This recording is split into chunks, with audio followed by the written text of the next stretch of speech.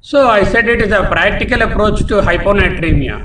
Hyponatremia is such a common topic, common presentation, but very less discussed and not understood by most of us. And let us see how best we can improve ourselves from where we are. Okay. So you require to a little bit about the sort of background water metabolism. I'm not going to go into physiology very much because interesting will be the clinical approach. So body compartments have got total, let us say there is a 60 kilogram man is there and a woman, 35 liters is body water. So we are all jalacharas. That means we have more water in our body, 35 liters of water. 60% of that water is extracellular. 60% is extracellular outside the cells. 40% is intracellular, intra within the cells. Out of the one which is 60% extracellular, only intravascular is only 2.5 liters of plasma, 2.5 liters of cellular elements, total 5 liters of blood. So extracellular is again interstitial and also intravascular. Intravascular is only 2.5 liters and interstitial is the remaining thing. Cytoplasm contributes to the intracellular water. So needless to say that most of the water is outside the blood vessel. So these are there are membranes, the capillary membrane, the cellular membrane, which are controlling the movement of water in and out from the blood vessels into the interstitium, into the cytoplasm, and that is where exactly is the water metabolism.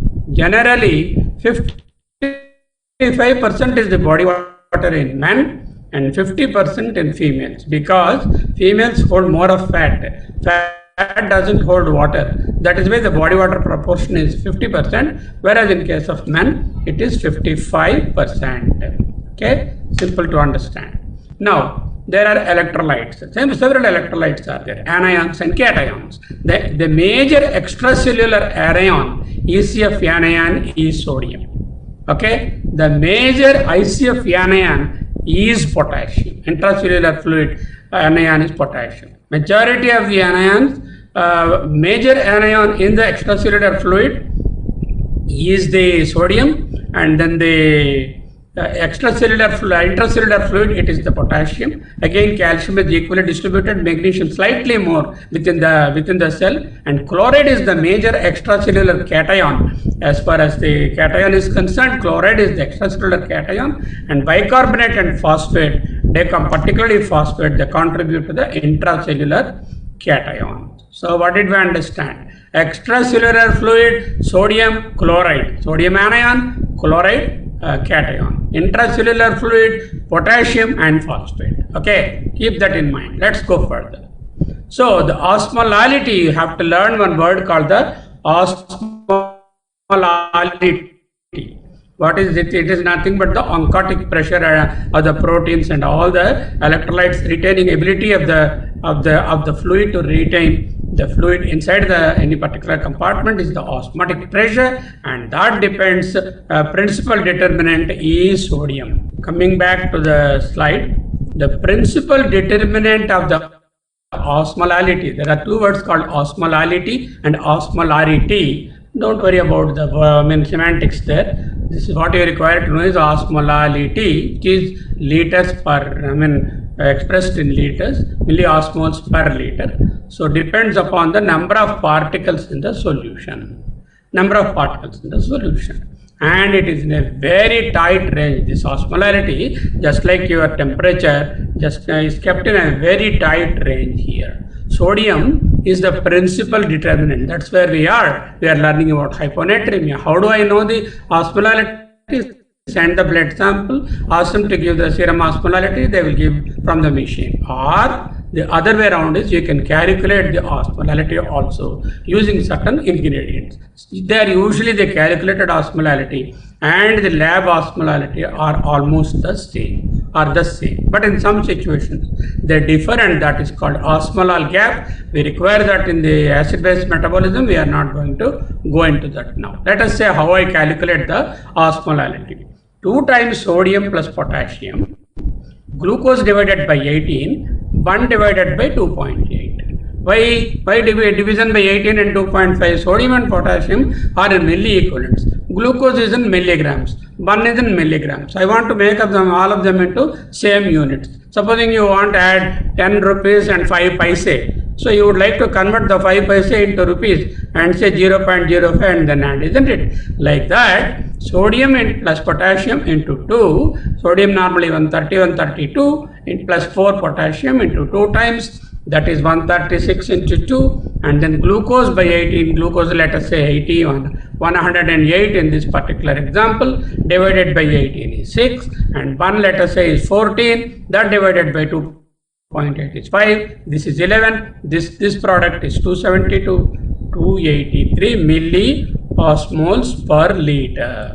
That's how it is expressed. You understand? So the osmolarity is 2 times sodium plus potassium plus glucose divided by 18, 1 divided by 2.8, which boils down to around 283, 285 milliosmoles per liter. Why is that important? This is the fundamental thing that you are going to see when you see a case of hyponatremia. Okay. Now, the sodium is the major extracellular cation. We already know that. Around 140, 135 is the ECF versus 25 in the cell. So that is a major extracellular cation. Total body sodium is around more than 5000 milli-equivalents. 90% of the osmolarity is by the ECF. You see the previous slide. Out of the 283, 272 is contributed, or rather 132 into 2, that is 236, 34, 264, 132 into 2 is equal to 264 is contributed by the sodium. That is 90% of the osmolarity is due to the sodium. Maintain ECF volume, and it maintains the ECF volume, and of course the blood pressure. Daily requirement is 100 milli-equivalents. How much I require? 100 milli-equivalents. To convert them into grams, it becomes 6 grams of salt. How? Because each 1 gram of salt gives me 17.1 milli-equivalent. 6 grams will give me 100 milli-equivalents. That's why we say salt intake of 6 grams per day is the required thing. In cases where you want to reduce the salt intake, you bring it down to less than 6 grams per day. The Latin name for sodium is natrium. That is why the letter Na, the symbol Na, is utilized to denote sodium. Okay, very simple. Now, required to know the water metabolism. In turn, the sodium metabolism is under the influence of antidiuretic hormone called the ADH. This is the outside, it is synthesized as available as arginine vasopressin, and this ADH is secreted by the posterior pituitary, that is the neurohypophysis, from the nuclei in the hypothalamus which terminate in the posterior pituitary. Let's say this is the hypothalamus and this is the pituitary there, and the nuclei are here and they terminate in the pituitary and secrete the ADH from the hypothalamus into the posterior pituitary. That is the anterior pituitary. This is the posterior pituitary. From there the ADH comes. Normally, when the plasma osmolarity is around 285 milliosmoles per kilogram of water, and then 4 is the value of the ADH, 4 picograms per ml. Let us say the osmolarity decreases and the plasma is becoming dilute. Then what will happen? We have to excrete the water. Okay. So what will happen? The ADH secretion is reduced and diuresis occurs, and water is excreted and it is restored back to normal. The other way around, when the plasma osmolarity goes up, then there is a concentration of the plasma, then we need to dilute the plasma, we retain the water, and more amount of ADH is secreted. Simple to say, normally 4 picograms per ml is the ADH secretion when the osmolarity is around 285. If the osmolarity goes down, ADH secretion is suppressed, and if the osmolarity goes up, ADH secretion from the posterior pituitary is stimulated. Okay. Now let us come to hyponatremia with little bit of background about water and the ADH and things like that. So normally it is around 140. Anything less than 135 is hyponatremia. Normally we don't value that. We want to see 120, 125. Then only we call hyponatremia. not like that. Any value less than 135 millimoles per liter or milliequivalents per liter is equivalent to hyponatremia. This is the most common disorder, electrolyte disorder. Underline the word most common electrolyte disorder in clinical practice. All hypocalcemia, hypercalcemia, kalemia, magnesemia, and then the sort of the thyrocairwala gives beryllium, molybdenum, all sorts of 120 arsenic, 20 value. None is important. Sodium is the most important. Don't measure all other periodic table. Entire periodic table is not required because there are no disorders associated with all the electrolytes. Okay, 22% to 30% of the hospitalized patients, those who are suffer from hyponatremia. Understand? That is the extent. Around 1/4 of the hospitalized patients are in hyponatremia. So to give you a clinical example, 2 weeks back, we had a patient in Srikakulam, a place near Vizag. Patient had pneumonia and he was being treated as COVID pneumonia because the pandemic is there. And then the reports were sent to me, the CT scan. I said, this is not COVID pneumonia, this is low-bar pneumonia, bacterial pneumonia. And then this fellow had 2 vaccines and he also had a COVID infection last year in the first wave. Then when we did the electrolytes were very low, 123 sodium. Immediately we admitted him and treated the hyponatremia. Why the hyponatremia? Because of the pneumonia, COVID pneumonia diagnosis, he has been pumped steroids. Steroids increases the glycemia lowers the sodium, and also steroids suppress the adrenal cortex, and then mineralocorticoids are suppressed, and there is a relative deficiency of mineralocorticoid and hyponatremia. See how bad it is. We would have lost that patient if we had not done an electrolytes and just simply treated him as COVID pneumonia or something like that. Remember, 50% of the people who have hyponatremia in the acute scenario, suddenly they die. That is the mortality rate. And 20% of the people with chronic pneumonia, they die. How many proportion of COVID pneumonia with COVID people will die? 1.5 to 2% will die. Okay, here that is the acuteness and that is the importance of the condition. The mortality is very high, unrecognized hyponatremia. Challenge very much because we need to identify the cause. Basically, hyponatremia is not low sodium, it is a water balance problem. It is more a water balance problem and not low sodium. That you need to understand. You see low sodium there in the blood, in the plasma, it is something is wrong with the water metabolism, and this is per se not low sodium alone. We'll go and see that in the slides. Okay, hyponatremia, some caveats. What are caveats? Means warnings. What are the important warnings that a clinician need to remember? Acute severe hyponatremia can be fatal and dangerous to 50% extent. Rapid correction of hyponatremia more than 15 milliequivalents in a day can produce a condition called central pontine myelinolysis. What is this? This is a devastating condition, produces quadriplegia, and this occurs 15 days after the patient is discharged. You treat him with sodium chloride 3% solution, very fast you increase the sodium in the body, and that rapid correction can lead to central pontine myelinolysis. Those of you are interested, come on to me on WhatsApp 1-to-1. I will explain you what it is. Suffice to know that it is a devastating neurological condition which can occur due to rapid correction of hyponatremia. So we should not correct it rapidly. That's what we will see. Outcome of hyponatremia depends on the underlying cause. Sodium in the ECF determines the tonicity of the fluid, and it is not the reflection of total body content. So hyponatremia can have low tonicity, normal tonicity, or high tonicity. A person with hyponatremia can present with low osmolarity, normal osmolarity, or higher osmolarity. The first distinction is it hyponatremia? Do a blood sample.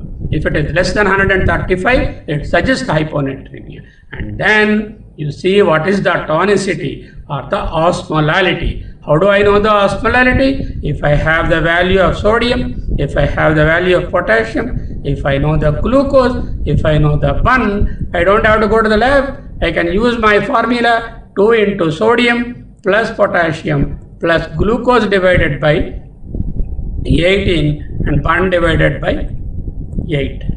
And that is equal to the osmolarity. This formula I have already given you. You can yourself work out, and it should be in the range of 280 to 285. And anything less than that is low tonicity, anything more than that is high tonicity. Okay. Now we have resolved the hyponatremia into 3 categories. What are they? Isotonic hyponatremia, hypotonic hyponatremia, hypertonic hyponatremia. How did I do that? I obtained the osmolarity. How did I obtain? Using glucose, bun, sodium and potassium, did a little calculation and then found out the osmolarity. Is it isotonic, hypotonic or hypertonic? The problem is, this is the problematic one. If you are having isotonic or hypertonic, it is not a problem. Hypotonic hyponatremia needs further workup. We'll just see quickly what is isotonic and what is hypertonic and dismiss them and enter into the true hyponatremia, also called hypotonic hyponatremia. So hitherto the summary is, sodium is the extracellular cation, most important cation. Any disturbance in the sodium is basically a disturbance in the water metabolism and not a disturbance of the sodium metabolism. Having said that, you of course obtain sodium, potassium and also get the osmolarity, glucose and bun, and calculate the osmolarity. First step is identify hyponatremia. Hyponatremia can be very fatal and we should not rapidly correct it because it leads to a devastating neurological condition. So slowly only we have to correct it, and the mortality could be as high as 50% in acute cases. So what we have to do? Immediately obtain the osmolarity. Then classify the patient into true hyponatremia or hypotonic hyponatremia, isotonic hyponatremia, hypertonic hyponatremia. Quickly get over this hypertonic and isotonic and get into the hypotonic.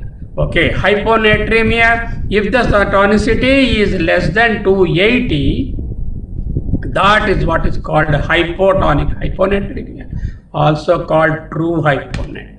Suppose it is more than 295 milliosmoles, that is the high, between 280 and 295, this is normotonic or isotonic hyponatremia or isoosmolar hyponatremia. There are only 2 causes for that: hyperlipidemia, particularly hypertriglyceridemia, hyperproteinemia like myeloma proteins, other paraproteins produce a large number of proteins, and these hyperproteinemia and hyperlipidemia will produce a condition called hyponatremia, which is also called pseudo hyponatremia because there is no drop in the sodium, but the hyponatremia is apparent pseudo because of the hyperlipidemia and hypoproteinemia. Whereas if you have hypertonic osmolarity, that is the 295 or more, then you are dealing with a couple of conditions or even 2-3 more, sorbitol and also the sort of radioactive dyes and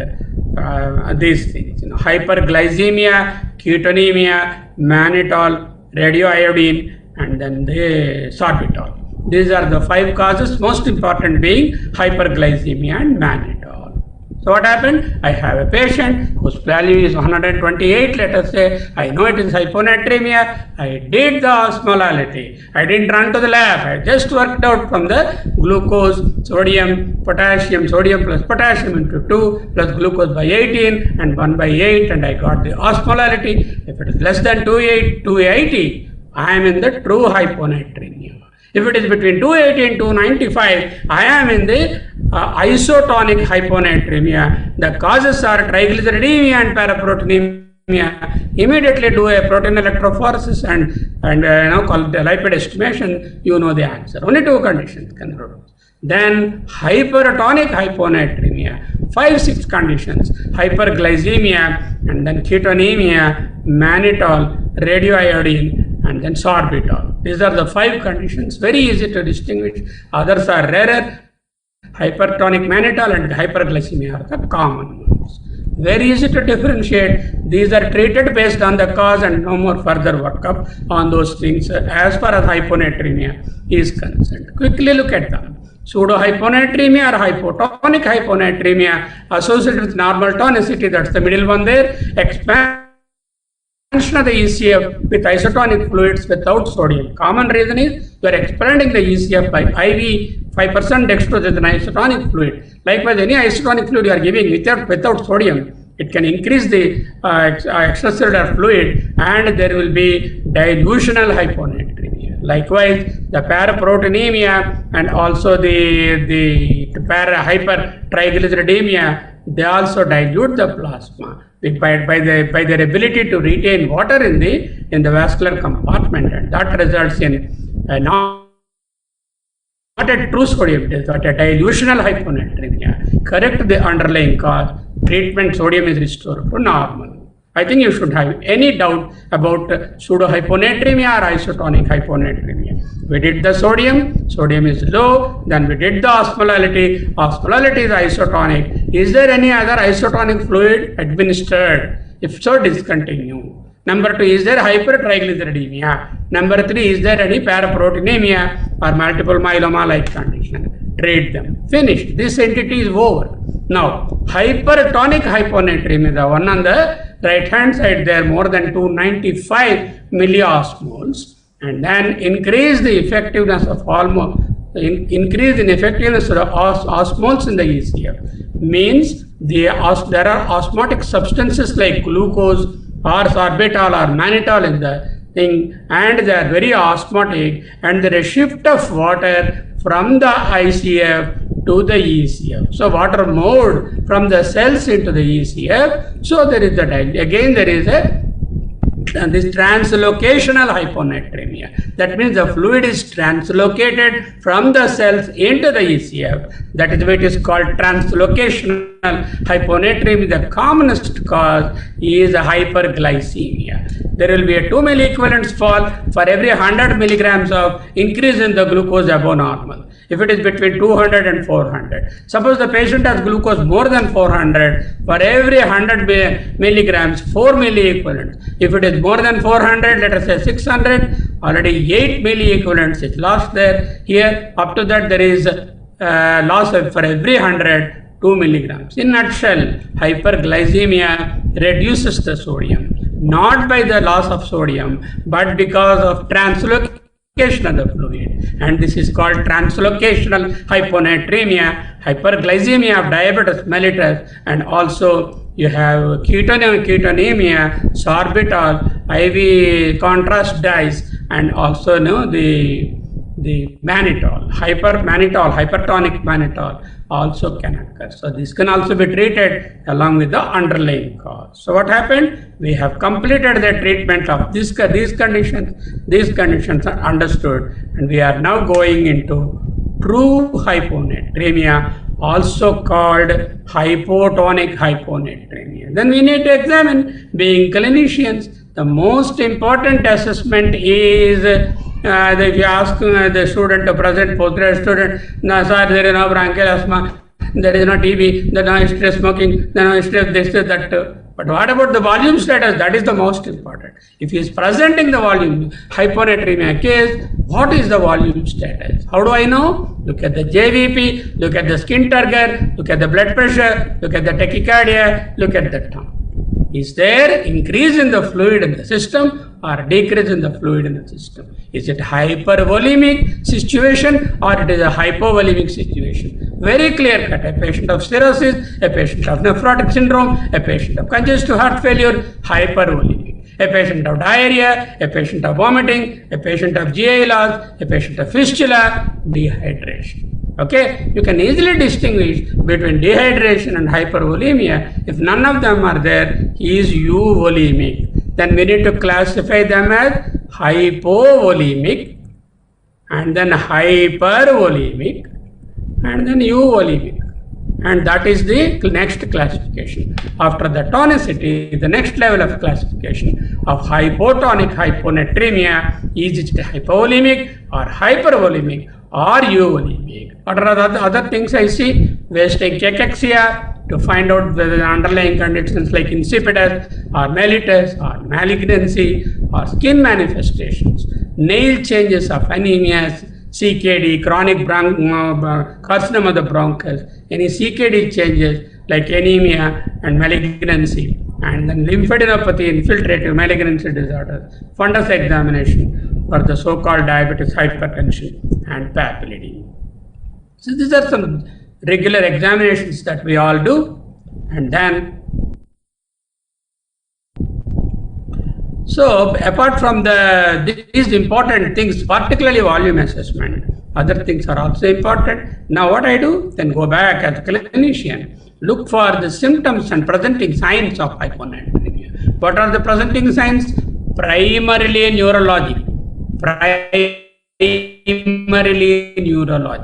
What is that?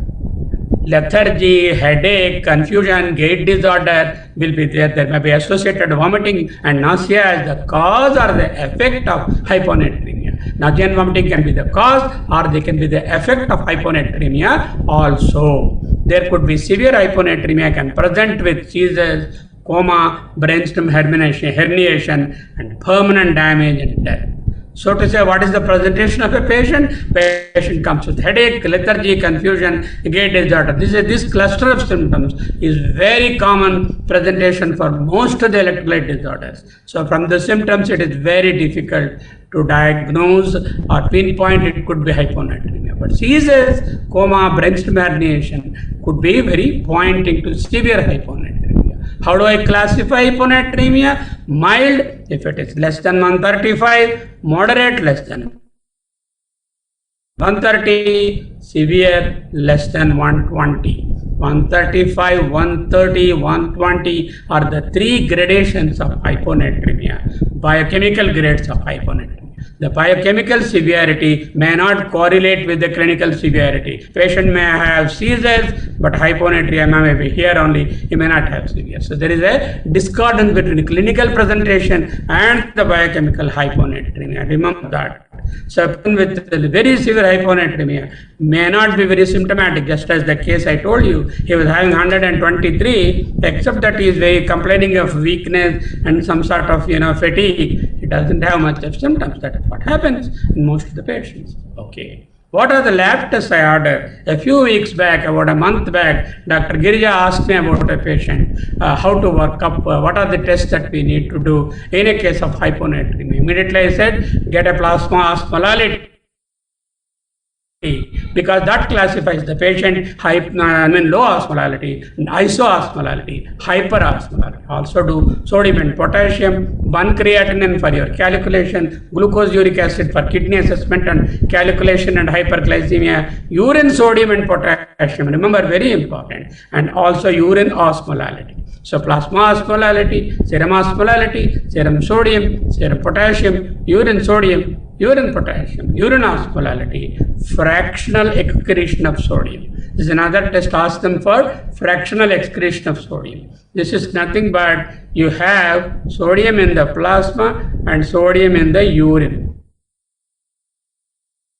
divided by plasma creatinine by urine creatinine. That is the formula for FeNA. PNA, plasma Na or serum Na, divided by UNA, urine Na, both divided by the another factor, which is the plasma creatinine, divided by urine creatinine, is the FeNA. Okay, what are the tests I order? Plasma osmolarity, serum sodium, serum potassium, 1 creatinine glucose uric acid routine, urine sodium, urine potassium, urine osmolarity, FeNA, serum proteins and lipids to exclude what? Pseudo-hyponatremia and thyroid, adrenal and pituitary functions. For endocrine related hyponatremia, usually chest X-ray, rarely CT thorax and brain to look at some tumors and malignancies. That's all you require. These are also very reserved, not for every case. So up to that, it is what is the investigations required. Okay.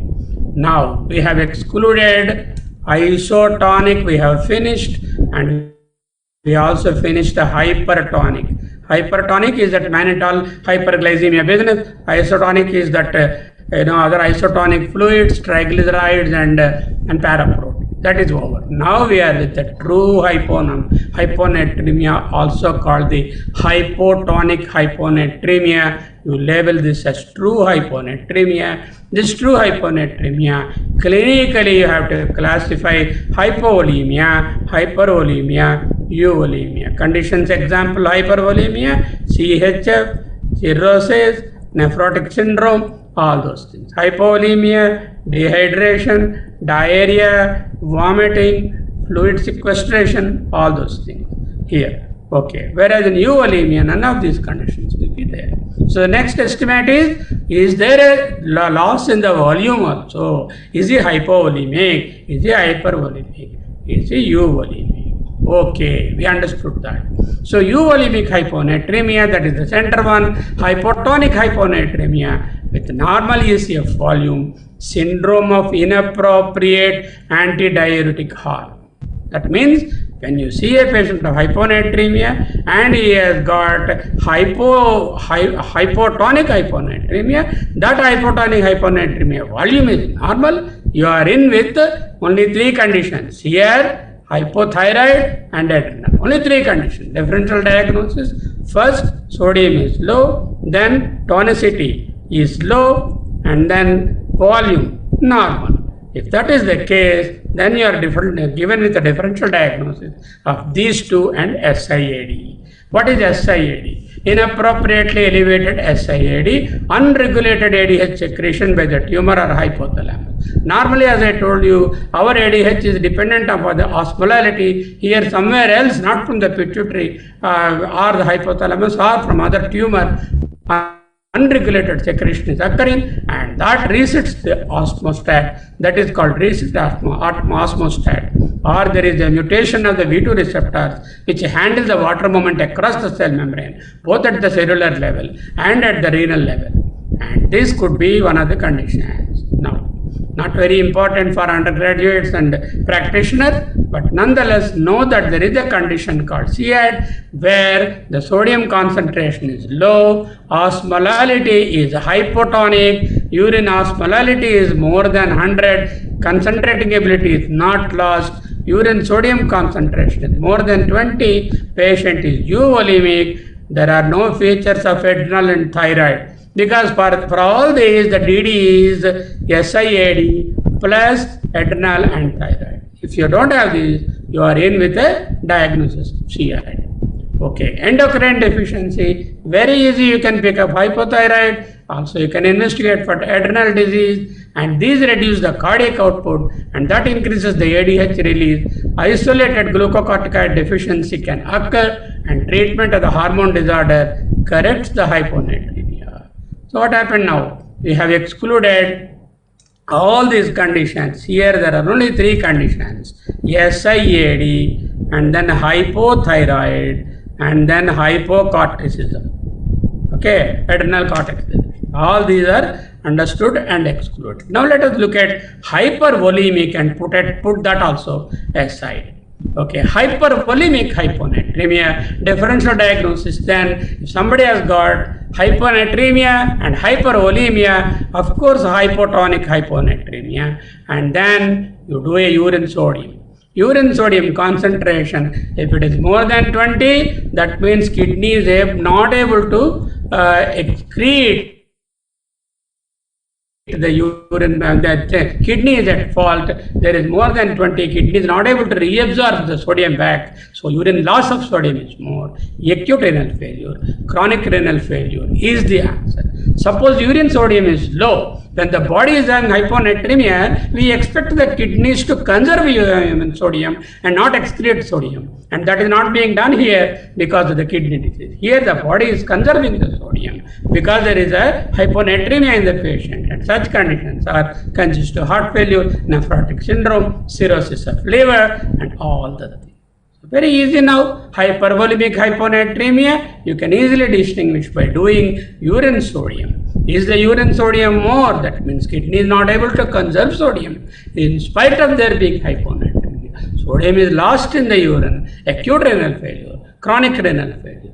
If the kidney is able to do its job well, then kidney is not the culprit. The problem is there is somewhere water retention in the body by way of CHF or nephrotic syndrome or cirrhosis or other conditions.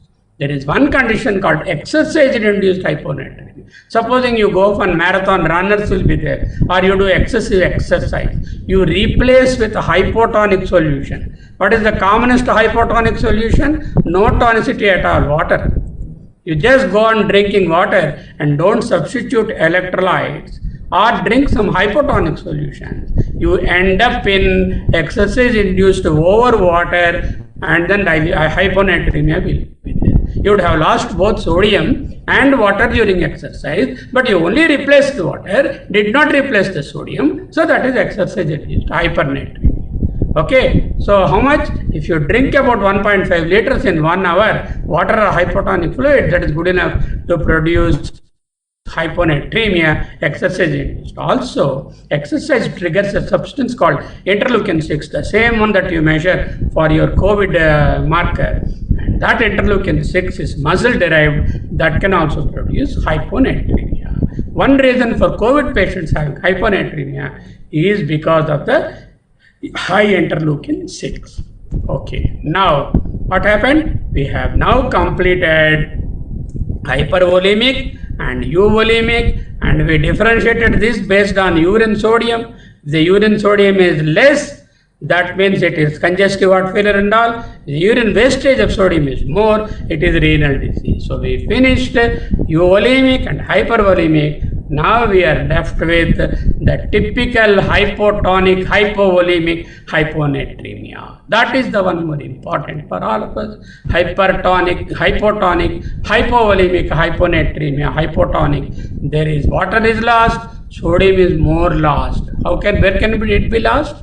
Gastrointestinal losses, vomiting, diarrhea, or there is burns, or there is peritonitis, not burns peritonitis. Burns, peritonitis separate. Bowel lumen ileus. Burns, we lose the fluid and more amount of sodium, less amount of water is oozed out from the burns fluid. Peritonitis also, more sodium is lost than the water. Bowel lumen ileus also, that means into the obstructed segment of the intestine, there is outpouring of fluid into the lumen, more of sodium and less of water. That produces hypovolemic hyponatremia, or loss of water, sodium and chloride, free water or free hypotonic fluid intake, or vasopressin abnormality due to volume contraction, that leads to hypovolemic hyponatremia. Okay.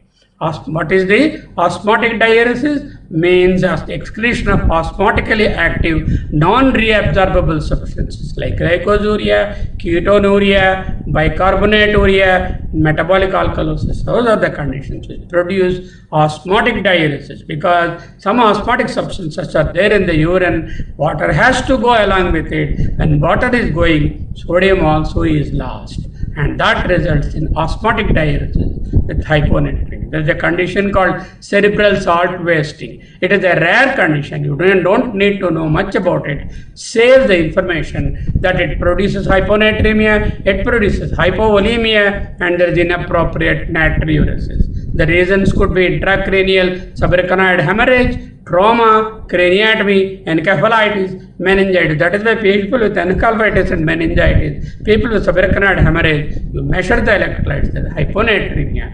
That is called salt wasting hyponatremia. This is because the p-natriuretic peptide dysfunction is there. The differential diagnosis is SIADH. Whereas in SIADH, it is not hypovolemic. In SIADH, it is one step above. It is the euvolemic hyponatremia, and also it is isotonic hyponatremia, not hypotonic hyponatremia. Salt losing nephropathies can be there, kidney diseases, interstitial nephritis, and particularly with the use of all sorts of Ayurvedic and other medicines, heavy metal poisoning can damage the kidney. That can lead to hyponatremia. There will be excess use of diuretics also, can wash out the sodium and along with water. Loop diuretics, thiazide diuretics. These are some of the other conditions. And what are the conditions which are associated with less than 20 milliequivalents of sodium in the urine? That means the renal mechanism to conserve your sodium, reabsorb sodium is intact. That means there is something happening other than the renal, extra renal causes like GI, vomiting, tube dryness, third place frustration, pancreatitis, burns, etc. Okay. Now, this is the more important slide from which we will be moving further. Okay. Now, assessment of the volume status. We are here with hypotonic hyponatremia. We are not dealing with isotonic and hypertonic. That is over. Isotonic is pseudo. Hypertonic also we know it is hyperglycemia, ketonemia, and all that stuff. So we are dealing with hypotonic hyponatremia. Then measured the volume. Volume is hypovolemia, and that is water. Water is lost, but sodium is more lost. Then what did we do to differentiate? Urine sodium. If the urine sodium is more, that means sodium is being wasted by the kidney. Kidney disease is the reason. Like renal loss, diuretic excess, mineralocorticoid, salt losing, bicarbonaturia, ketonuria, osmotic diuresis, cerebral salt wasting, all come under hyponatremia, hypotonic, hypovolemic hyponatremia. Hyponatremia, low sodium. Hypotonic, low osmolarity. Hypovolemia, low volume. More sodium in the urine, kidney is not able to conserve. These are the diseases. If the urine sodium is less than 20, kidney is not the culprit. The sodium is lost elsewhere. Where is it lost? Vomiting, diarrhea, third space, peritoneal space, burns, pancreatitis, trauma. These are the causes. Supposing you have the volume is very normal, there is no shift in the volume status, no hypervolemia, no hypovolemia. We have only three conditions we know. Syndrome of inappropriate antidiuretic hormone and glucocorticoid deficiency, hypothyroidism. These are the three stress and drugs are error cause. Differential diagnosis, CR, and then hypothyroid, hypocorticism. That is about the euvolemia. Coming to hypervolemia, again is the urine sodium more or urine sodium less. If the urine sodium is more, that means there is wasting of the salt through the kidney because of acute or chronic renal disease. That also retains fluid. There is hypervolemic hyponatremia. Nephrotic syndrome, cirrhosis, cardiac failure, there is fluid overload in the body, but kidney is not the culprit. So kidney tries to conserve sodium to keep the balance in the water and sodium. So urine sodium is less than 20. So ultimately the differential diagnosis is very simple.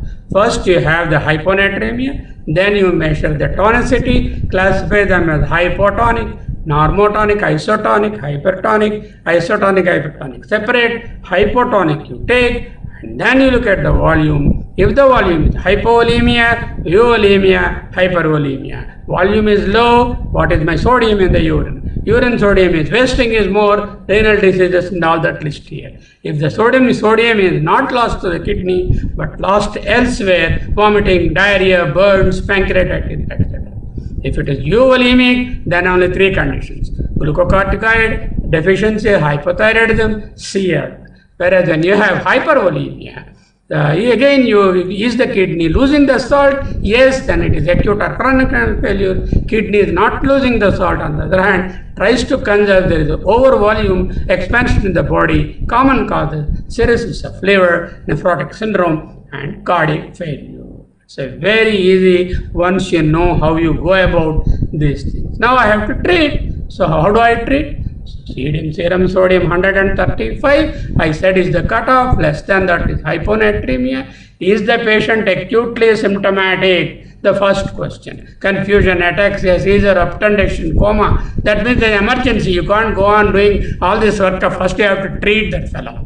So go to figure 2. The next slide will come. Suppose the patient is asymptomatic or mild symptoms like headache, lethargy and dizziness, you have time to do the workup, then treatment takes a second priority. First priority is to make a diagnosis. Whereas on the left-hand side, if the patient comes with severe symptoms of hyponatremia, the first priority is treatment, differential diagnosis is later on. But what you do here in this case, take the samples, all the blood tests, plasma sodium, potassium, and then osmolarity, urine sodium, urine potassium, all the tests before starting the treatment. That will give you the picture when he arrived. Don't try to do the test after you have started the treatment for that severe fellow. Just keep a blood sample available for analysis and start the treatment on the left hand side. Supposing he is asymptomatic or mildly symptomatic, then you do the serum sodium osmolarity. That is very important, because if it is high osmolarity, I know it is hypertonic hyponatremia. Hypertonic hyponatremia is hyperglycemia, mannitol, sorbitol, radiocontrast, and ketones. That I know. Whereas if it is normotonic hyponatremia, that means the urine and plasma osmolarity is between 280 and 285. It has not gone down or gone up. In such a case, it is isotonic hyponatremia, also called pseudo-hyponatremia. Look for triglycerides, look for paraprotein, look for other fluids like D5 being administered.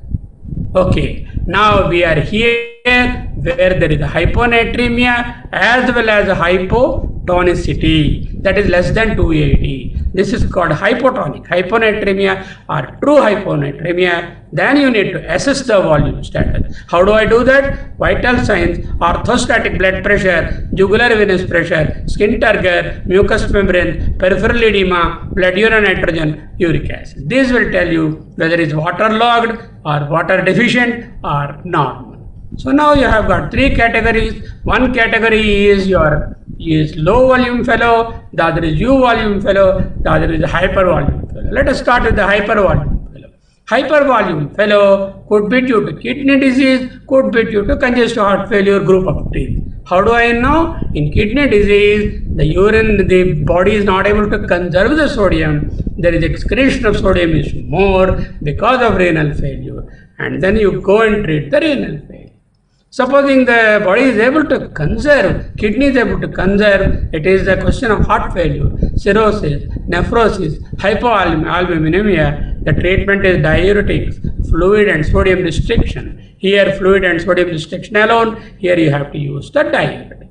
The treatment depends upon the cause, hypervolemic hyponatremia. Then you are having euvolemic hyponatremia. This is hypotonic hyponatremia with euvolemia. That means the patient volume has not shifted down or up.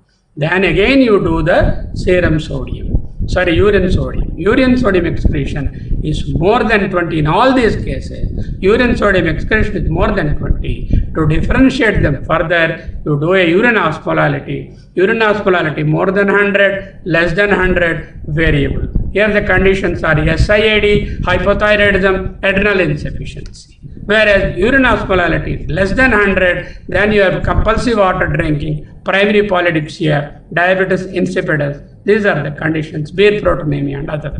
Here the treatment is fluid restriction, here the treatment is fluid restriction. Now you understand that majority of the conditions, the treatment is restrict the fluid, restrict the fluid, restrict the fluid, restrict the fluid. How much? Less than 1 liter. Majority of the patients who present with asymptomatic or milder symptoms of hyponatremia is not giving sodium infusion. It is restriction of the fluid. Okay, somebody is a hypovolemic, then you cannot restrict the fluid. That's why you need to know is hypovolemic or not. If it is hypovolemic, is the serum sodium, urine sodium more than 20 or less than 20? If it is more than 20, kidney is the culprit. If it is less than 20, other than the kidney, there is a loss somewhere. Let us say if it is less than 20, vomiting, diarrhea, third phase, bowel obstruction, isotonic saline you give and treat the diarrhea and vomiting. It is not fluid restriction. Whereas if it is renal loss due to diuretic use or mineralocorticoid deficiency, then again isotonic and treat the specific cause. So if you find a hypotonic hyponatremia, isotonic saline is the treatment. Investigate whether the urine sodium is less or more. Depending on that, it will be renal cause. Here in this case, extrarenal cause, you treat the cause. For those in the euvolemic and hypervolemic, differential diagnosis is important, but treatment is fluid restriction and specific treatment depending on the diagnosis. Whereas here, not only fluid restriction, diuretics also will help. Okay. Now, suppose somebody has come with serum sodium less than 125, typical seizures, mental status changes, and all that. That means I have to immediately treat. How do I treat immediately? What is the time? Now, immediately I have to infuse 3% saline. This is where exactly the 3% saline comes into question. How do I do that? I will show you the next slide. Symptom resolution occurs, then again keep checking. So for a while I am keeping on the left hand side slide and I will share the PDF for you. Okay, treatment based on the symptoms. If the symptoms are severe or if it is less than 120, which we call severe hyponatremia, we classified that anything less than 135 is mild, less than 130 is moderate, less than 120 is the severe case. Symptoms tend to occur at lower levels when rapid decline occurs. That means sudden acute hyponatremia at 130, 125 the symptoms will occur. Chronic, the symptoms may not be there even if it has gone below 120. Now, how do I do that? If the symptoms are present, hypertonic saline needs to be administered. Severity of the symptoms are not there, then fluid restriction and determining the cause is the treatment. Okay. Now, severe symptoms are present, we need to infuse 3% saline. Then you should know very clearly how much you do. A bolus of 100 ml is straight away given without any calculation. A bolus dose of 100 ml of 3% saline is given. That should increase by 2 to 3 milliequivalents. From 120, let us say he has come, he will become to 123 by that bolus injection. Very fast you give it. Then the correction will be very slow because we know if I correct faster more than 10 milliequivalents in 24 hours, I am going to end up in central pontine myelinolysis for this patient after 2 weeks. You will discharge him comfortably. He will not even know that you have rapidly increased and he will come back after 2 weeks with a devastating neurological symptoms, which you may not also know that it is because of your treatment.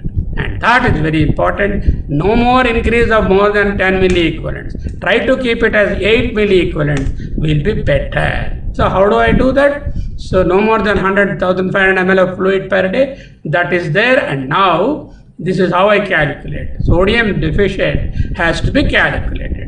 Total body water, what is the total body water? 55% in men and 50% in men of the total weight. So take the weight of the patient, body weight of the patient, and then multiply by 0.5 for women and 0.55 for men, or 0.6 for men. If it is a thin man, fellow, you can use 0.6. If it is a little obese man, you can use it as 0.5. Okay, you have understood the total body water.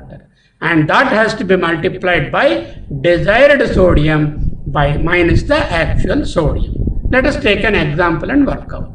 A woman, 60 kilogram woman has come with a sodium of 116, which is very low, severe hyponatremia. We have to increase. How much I can increase? Not more than 10 milliequivalents in 24 hours because I am afraid I will get into central pontine myelinolysis. And my doctor told me, my teacher, 8 milligrams. So 8 you add to that. That is 124 in 24 hours. What is the starting? 116. What is the goal for the end of one day? 124. 124 minus 16 is 8 milliequivalents. What is the sodium needed? 60 kilograms is the body weight. Since she is a woman, I will multiply by 0.5. That gives me 30. 30 multiplied by this difference is 8. 30 into 8 is 240 milliequivalents. This is the sodium I need to infuse in the first 24 hours apart from the bolus of 100 ml of 3%. This would have taken care of 2 to 3 milliequivalents increase, it would have done. And that's why I am keeping it as 8 milliequivalents here because my cutoff is 10. Already 2 to 3 milliequivalents I pushed in the first 100 ml and now I am correcting 8 milliequivalents. This is, a woman is 60 kilograms, her water will be 50% body water, 60 into 0.5, that is 30 is the body water, 30 kilograms. Expected correction up to 124 from 116, the difference is 8, so that 30 multiplied by 8 is 240 milliequivalent. Then you need to know which fluid you are using. Are you using 3% hypertonic saline or 0.9% normal saline? This is 0.9%, this is 3%. If you are using 3%, every liter of that contributes to 500 milliequivalents. Okay, every liter of hypertonic saline bottle will contribute to 500 milliequivalent, but I require roughly 250 milliequivalents. That means I need to infuse half a liter of 3%. Over how much time? Not 1 hour, 24 hours. Slowly that half liter should go at the drip rate of you adjust the drip rate in such a way that the half liter of the fluid goes for 24 hours because it is 3%. Okay, I want to use normal saline because in this case not normal saline because very low. If it is around 125 or so, we can treat with normal saline also. Normal saline 1 liter gives me 154. So I want 250 and 154 is supplied by 1 liter. So 1 liter plus another 100 I require, another 100 will be around 750 ml or let us say 1.7 liters of fluid I require. That's why we said not more than 1.5 liters of fluid if you are using normal saline. Very simple. So again I am going to work it out for you. A 60 kilogram woman has come, has serum sodium level is 116, which demands immediate treatment because hyponatremia can be fatal. Okay, to what extent you have to go? Not more than 10 milliequivalents. Already 100 ml is given bolus, that is around 2 milliequivalents is gone. 3% you have already given. So I am left with 8 milliequivalents to be corrected in the next 24 hours. So that 8 milliequivalents I need to find out what is the sodium deficient. 124 minus 116 is 8 and the body weight is 60. She is a woman. So naturally her water weight will be 30. 30 multiplied by 8 is 240 milliequivalents. This 240 milliequivalents I should not push in 1 hour. If I do that, I am going to end up in central pontine mining already. I have to spread it over one day. So I know 3% hypertonic saline gives me 500 milliequivalents for every liter, but I require to give only 240. So my fluid requirement will be around half a liter of 3%. This half a liter is infused over at a slow drip rate over 24 hours. Supposing the woman has come with 125 and you want to increase to 135 or 138, in that case if you use normal saline, each liter of normal saline gives 154 milliequivalents. That means to get to 240, so I require 154 will be given by 1 liter, remaining 90 will be given by another 750 ml. So 1.75 or 1.7 liters of fluid will be required if I am using 0.9. So this completes the this one, but then I just wanted to say some summary statements. What are the summary statements? Hyponatremia is a dangerous disorder, often missed. It could be fatal. It could be fatality could be as much as 50% in acute and 15 to 20% in the chronic. Okay, the classification less than 135, less than 130, less than 120, mild, moderate, severe. Okay, what is the first thing I do? I require to know whether the osmolarity is preserved or not. Is it hypotonic or isotonic or hypertonic? If it is isotonic, which means triglycerides, paraproteins are the reason. Investigate for that and treat it. Barring that, infusion of isotonic fluids like 5% dextrose or whatever it is. That's all. If it is hypertonic, then I am hypertonic hyponatremia. Hypertonic means more than 295. Isotonic means between 280 and 295. Do the osmolarity first. Then hypertonic. Then you are in the diagnosis of hyperglycemia, ketonemia, sorbitol, radiocontrast dyes, and mannitol. That's all. Then find out whether one of them is the cause and treat it. Then those two are set apart. The isotonic hypernatremia is called pseudohyponatremia. The other one is called translocational hyponatremia. Now I am left with hypotonic hyponatremia. What do? Then look at the volume status. How do I assess? JVP, skin turgor, the mucous membrane, pedal edema, ascites, all those will tell me whether the patient is hypervolemic or hypovolemic or euvolemic. If it is hypervolemic, I am in with two possibilities, either renal disease, congestive heart failure group of diseases. How do I know? If the sodium excretion, sodium wasting is more in the urine, it means it's renal disease, chronic or acute. If it is sodium is less, that means body is fighting to conserve sodium. You are in hypercongestive heart failure, you are in nephrotic syndrome, cirrhosis, hypoalbuminemia. That is gone.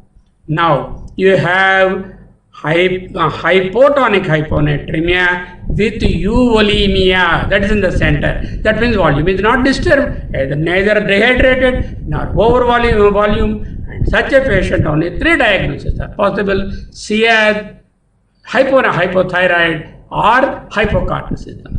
Investigate them, find out. Suppose that is over. Then you have got a hypovolemic hypovolemic hyponatremia. This is very important. This is the one which is very important. For the central ones, the treatment is restriction of fluid. If there is congestive heart failure, give diuretic.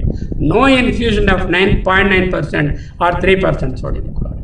Whereas if you are dealing with hypotonic hypovolemic patient, two possibilities: either the kidney is losing the sodium or extrarenal loss. How do I know? Look at the urine sodium. If the urine is containing more sodium, more than 20 milliequivalents, kidney is the culprit. Either diuretics are being used, or mineralocorticoid deficiency, or something related salt wasting diseases, cerebral salt wasting disease, salt wasting nephritis, heavy metals, all that will come there. Supposing the urine sodium is less than 20, that means kidney is not the culprit, it is not losing the sodium, somewhere else is the loss. Where is that? It could be via vomiting, diarrhea, third specific frustration, burns, peritonitis, all that stuff. Treat that. How do I treat that? I have to infuse fluid. There is no question of restricting fluid there. Hypotonic, hypovolemic patient, don't restrict fluid, he will die. You have to give him fluid. What fluid? Preferably isotonic fluid. Preferably isotonic normal saline. How much I give? This is the calculation I give. Supposing the serum sodium levels are very low, then you have to give him hypertonic saline. If you decide to give it, work out the sodium deficit and spread that over a period of 24 hours. Don't infuse fast. You do that, you are going to end up in central pontine myelinolysis, which is a devastating neurological condition. I don't know whether any way we can make it better and simpler than this. Thank you very much.